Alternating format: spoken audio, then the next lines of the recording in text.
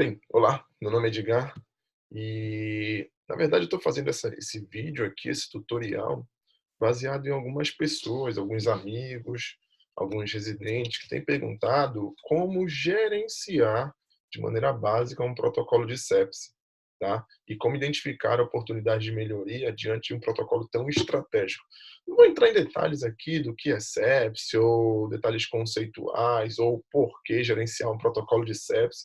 Eu acredito que se você entrou nesse vídeo aqui, você já deve estar, no mínimo, consciente da importância que essa doença tem na atual conjuntura moderna dos complexos hospitalares, uma vez que essa é a principal causa de mortalidade hospitalar.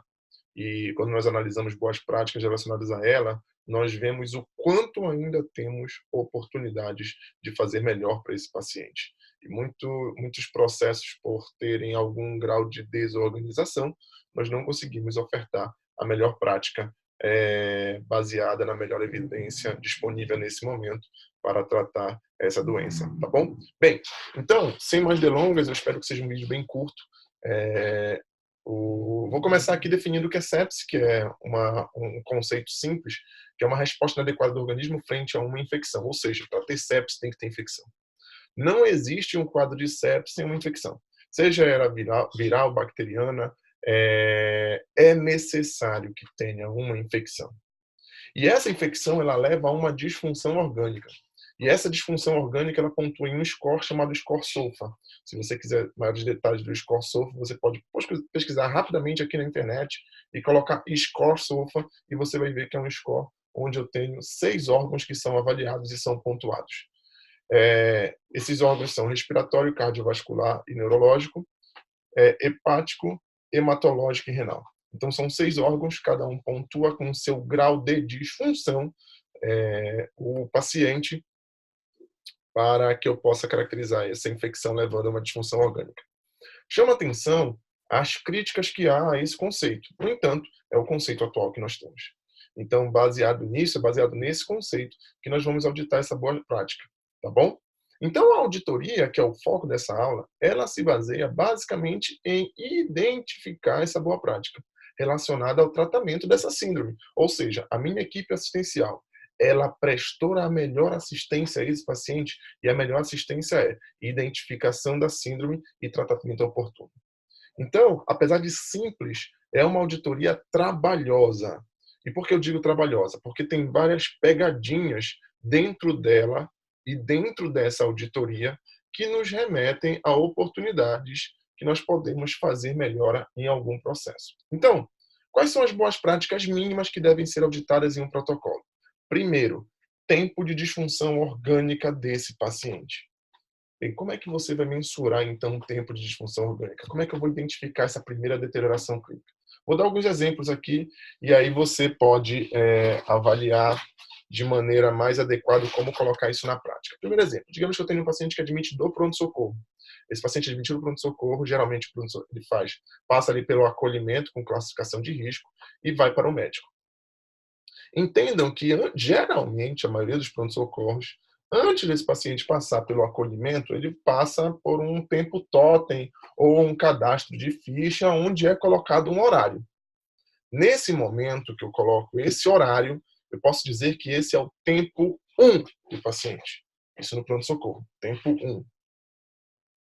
Ao momento que ele passa pelo acolhimento, se esse paciente apresenta critérios para abertura do protocolo de sepse, se ele apresentar esses critérios de abertura, seja uma disfunção orgânica, ou seja, uma resposta inflamatória sistêmica, que, diga-se de passagem, é o que é recomendado pelo Instituto Latino-Americano de Sepse, como critério de abertura, eu considero esse o tempo que a equipe reconheceu o protocolo, ou seja, identificou a síndrome.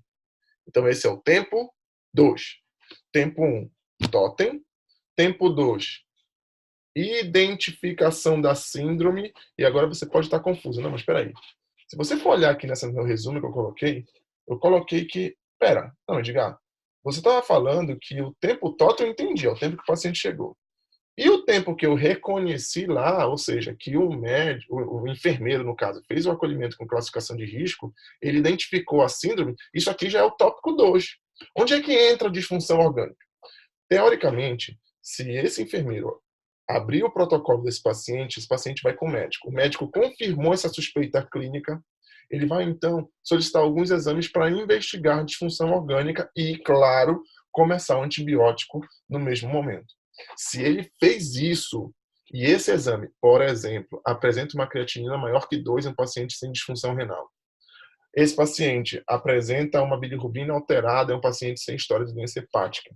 Ou seja, eu pontuei uma disfunção orgânica no SOFA, o tempo da disfunção orgânica é o tempo de chegada do paciente, ou seja, é o tempo 1. Então, entendam que, teoricamente, eu preciso de um tempo de disfunção orgânica antes de um tempo de abertura de suspeita clínica do paciente, diante de um quadro de sepse. Eu acho que é bem óbvio isso, uma vez que a sepse ela é caracterizada por uma disfunção orgânica. E óbvio que a equipe assistencial, então, ela vai tão somente a identificar aquele momento da disfunção orgânica. Mas é claro que eu tenho um delay de tempo. Idealmente era se fosse no mesmo, mas isso no mundo real não tem como. Então eu tenho um tempo de uma disfunção orgânica e, claro, em seguida a minha equipe vai identificar essa disfunção orgânica por exames clínicos, alterações clínicas ou laboratoriais. Então, que fique bem entendido que a primeira coisa que eu tenho que identificar na auditoria de sepsis é que em momento esse paciente apresentou disfunção orgânica. E no pronto-socorro tem essa dica. É o momento que o paciente chegou, caso a equipe tenha levantado a suspeita. E se a equipe não levantou a suspeita, esse paciente já tinha sinais de abertura no acolhimento, só que por uma falha assistencial não fez o acolhimento adequado. Ele foi com o médico também não fez relevância. E aí depois esse paciente deteriorou. Qual o tempo que eu considero? Tempo de chegada. E por que tempo de chegada? O tempo de chegada porque o paciente já apresentava sinais de ou necessidade de abertura do protocolo. Então, que isso fique bem claro, é bastante oportuno falar sobre isso, porque a gente observa algumas, como é que eu posso dizer, algumas falhas quando a gente faz uma auditoria nesse ponto, sobre esse tempo de reconhecimento da disfunção orgânica. Então, lembrando sempre que, seguindo a história natural da doença e uma história de tratamento da mesma, eu tenho uma infecção que levou a uma disfunção orgânica e, óbvio, a minha equipe vai identificar isso. Então, em que momento a minha equipe identifica isso? É o momento ao qual de delay que eu deva fazer essa avaliação. Eu digo aqui, eu quero chamar a atenção, contar uma experiência até, que eu orientei um trabalho certa vez, onde o tempo de disfunção orgânica, ele chegava a 24 horas em algumas instituições públicas. É extremamente temerário, geralmente instituições existem ou que possam ter urgências especializadas, como uma urgência cardiológica, uma urgência nefrológica, geralmente a equipe essencial de está trabalhando com tanto aquele perfil de pacientes, acaba se esquecendo que há um paciente com uma infecção grave e uma disfunção orgânica, tá? Então, tempo de disfunção orgânica é o tempo que eu identifiquei que aquele paciente apresentava. E na unidade de internação? Na unidade de internação, teoricamente, é mais simples. Mas simples por quê? Porque eu tenho um registro de sinais vitais de tempos em tempos. Então, o que eu preciso saber é só identificar esse momento que houve esse registro de sinais vitais e, se houve esse registro de sinais vitais, em que momento houve a abertura do protocolo pela equipe. Detalhe importante é que esses sinais vitais, como eles são intervalares, eu posso ter oportunidade de melhoria também nesse critério nas unidades de internação e, para isso, deve-se contar muito com um plano de cuidado individualizado desse paciente para registro de sinais vitais de acordo com a criticidade do paciente, tá bom? Então, o tempo de disfunção orgânica é basicamente o tempo que o paciente apresentou a primeira disfunção clínica e ou laboratorial, e depois identificação da síndrome pela equipe assistencial. Tá, mas geralmente vocês hão de convir comigo que nem sempre essa equipe assistencial abre o protocolo. O que abre o protocolo? Ela viu os sinais vitais alterados, mas por algum motivo não abriu o protocolo do paciente. E aí, geralmente esse paciente, ele só é visto como um quadro de sepsis quando ele chega numa unidade de maior complexidade, como por exemplo numa UTI. ou ele vai para uma reabordagem cirúrgica, ou eventualmente iniciou um novo antibiótico numa UTI ou numa unidade de internação, e o paciente ficou lá e depois de 24 horas esse paciente subiu. Então, esse é um ponto importante do protocolo de sepsis, talvez eu vou até destacá-lo aqui, eu coloquei um asterisco, mas eu vou destacá-lo aqui, tá? Busca ativa dos casos suspeitos de sepse. Ou seja, é aquele grupo de pacientes onde a minha equipe assistencial não abriu o protocolo. E por não abrir o protocolo, esse paciente algumas vezes não é auditado. Então, eu costumo ver protocolos de sepsis com números razoavelmente bacanas. Só que quando você vai aqui para um outro ponto, que aqui eu até esqueci de colocar, vou colocar agora, o outro ponto que é a comissão de óbito, você percebe que naquela boa prática daquele análise de óbito, o paciente não tinha sido auditado, na verdade não tinha nem sido aventado que esse paciente era séptico. Olha só que oportunidade nós temos aqui.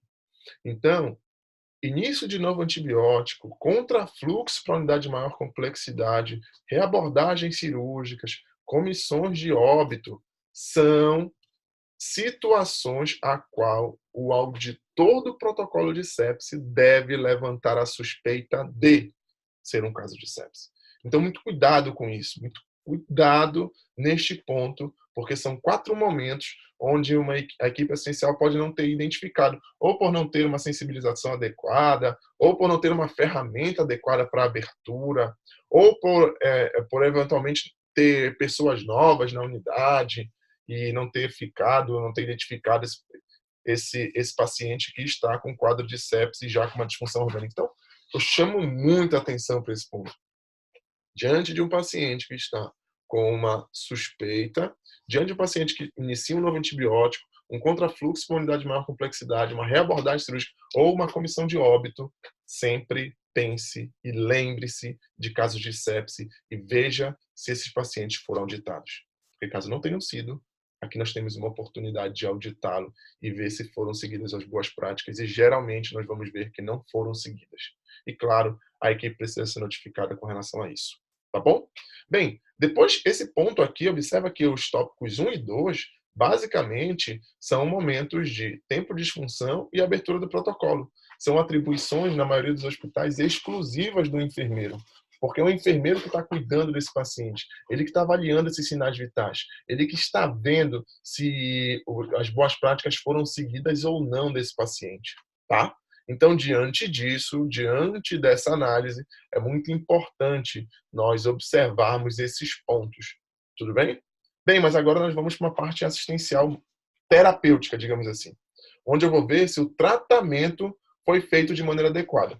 E, de acordo com a atualização do protocolo, a maioria dos serviços já adere às boas práticas de 1 hora do paciente. Apesar de que no banco de dados do ILAS ainda se possa ser feito as boas práticas de segmento, que iam de 3 a 6 horas, mas minimamente nós devemos fazer aqui nessa 1 hora essas boas práticas de tratamento, que são administração de antibiótico de amplo espectro. Então, a primeira pergunta aqui é: o foco que foi suspeito pela equipe ou confirmado pela equipe?